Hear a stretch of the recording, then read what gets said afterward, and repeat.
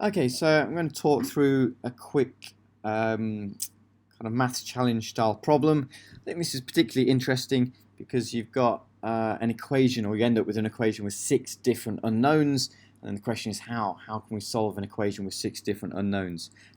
This is the only information we're given. We're told that the area of a triangle is 490, and we're told some ratios. We're told the ratio of AD to DB is 1 to 4, that BE to EC is 2 to 5, and CF to FA is 2 to 5.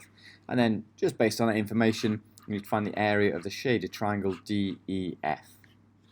Okay, so if you want to have a go, you can pause the video. I'm going to talk through the solution in a second. Okay, well, first off, this is from the Thailand International Mathematics Olympiad. I think it's in the junior section because it doesn't require any kind of higher level maths. But equally, it requires quite a lot of kind of manipulation of different equations. So what we're going to do first, well, we're first off going to label some ratios. I've been told that AD to DB is in the ratio 1 dot dot 4. What I can't do is just write down 1, 4 here and 2, 5, 2, 5. And I can't say that this length BC is the same as this length AC.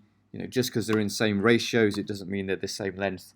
So I can say x and 4x, because x and 4x, if you think there, if divided by x is still in the ratio 1 dot dot 4, and equally 2y and 5y is still in the ratio 2 dot dot 5. So I can label my triangle something like that. And I can also put some angles in. So there we go. I'm just assuming this is going to be useful, so I put a theta 1, a theta 2, and a theta 3. So I've now got pretty much as much as I can at the moment for this triangle labelled. I then start by looking at the information that I was given. I was given that the area of the triangle ABC is 490, and then I want to see how much information can I get from this one bit of data. I'm going to use this equation. The area of a triangle is a half AB sine C, where A and B are the two enclosing sides and C is the angle in the middle. So based just on that one equation, I can actually get three separate equations, and I can do that by defining the triangle starting from different starting points. So for example, if I start from theta 2, then the two sides, that is 5x and that is 7z. So the area of the triangle would be a half times 5x times 7z times sine theta 2 must be equal to 490. Or if I start with theta 3, then this is 7y, this is 7z, so a half times 7y times 7z times sine theta 3 is 490. Or again, if I start with theta 1, then that is 5x, that is 7y, so a half times 5x times 7y sine theta 1 is equal to 490. So there we go. We've had one bit of information. We've actually made three separate equations using that information.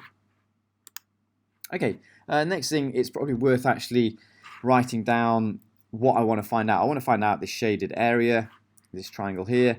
The shaded area is going to be 490, which is the area of the big triangle. Take away the area of these three small triangles around the outside. And then, well, how do we find the area of each of these triangles? Let's have a look at the one with theta 1. The area of this little triangle here is going to be a half times 4x times 2y times sine theta 1. Using the angle with theta 3, we've got a half times 5y times 2z times sine theta 3. And then this one here is a half times x times 5z times sine theta 2. And if I simplify that, I've got 490 take away a half and bracket. This is 8xy, this is 10yz, this is 5xz, and times by the thetas.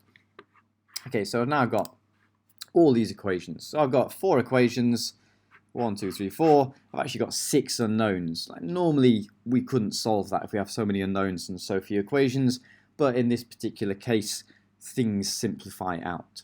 Okay, and here's the trick.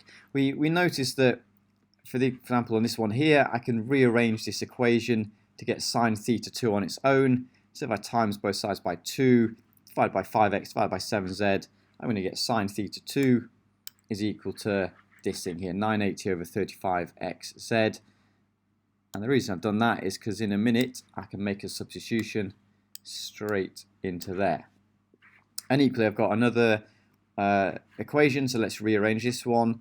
Half 7y 7z sine theta 3 is 490. If I do the same thing, I'm going to rearrange to get sine theta 3 is 980 over 49 yz. And as before, I can make a substitution into this thing. And then the last one, there we go. I've got, if I rearrange this one, I'm going to get sine theta 1 equals this. And again, that's going to allow me to make that substitution into this one here. And there we go. So if I actually do that, then things start to simplify very nicely. So the sine theta 1 are defined as this thing. So if I make that substitution here, you'll notice that I've got an xy on the top and an xy on the bottom. They're just going to cancel out. And equally on the second one, if I make the substitution for sine theta 3 to this thing here, again you'll notice I've got a yz on the top and a yz on the bottom. They're going to cancel out. And then lastly, I've got this one here, sine theta 2. I'll make that substitution here, and again you'll notice you've got an xz on the top and an xz on the bottom. They're also going to cancel.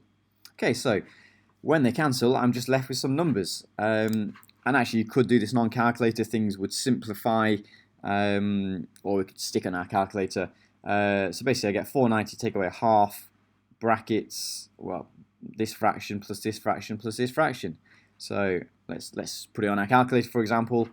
We get 490 take away a half, 140, 224, and 200. And as if by magic, we get an answer of 208. And there we go. So that is the area of this triangle here. So I think that's a particularly nice question, like I said, because we've got, let's say, six unknowns, and yet we're still able to solve this problem.